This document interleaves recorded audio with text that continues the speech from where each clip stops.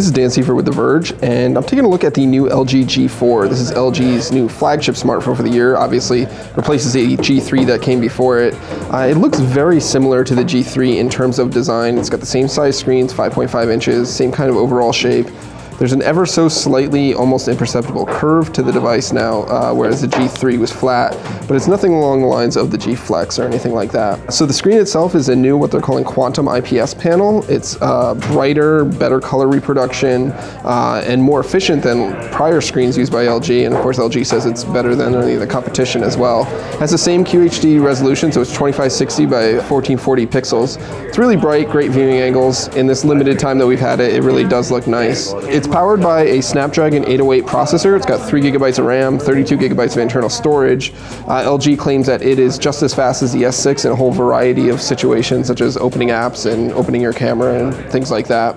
One of the other big new features in the G4 is the new camera, which features a new f1.8 aperture lens. It's the brightest cell phone lens that you can get at this point. It's 16 megapixels of resolution. It's got a new image sensor in there as well.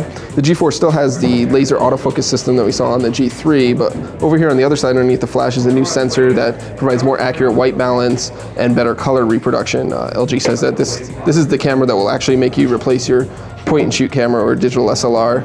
The other thing that LG is really talking about here is the design of the G4. This particular one uses a plastic back with a kind of dimpled finish, not too unlike the G3, but LG is also offering a leather back, which uses a vegetable tan finish and stitches and all kinds of stuff to give more of a premium feel as opposed to the metal or glass that every other phone manufacturer is using.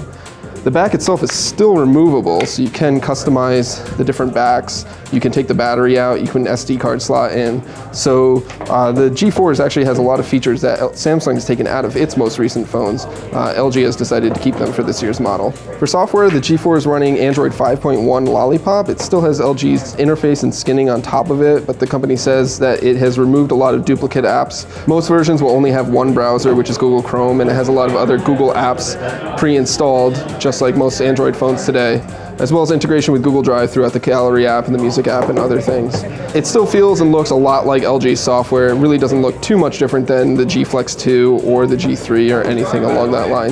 LG says that the G4 will be available in the US by the end of May or early June. You can expect to see it on all the usual carriers, and LG says it'll be priced about the same as the G3.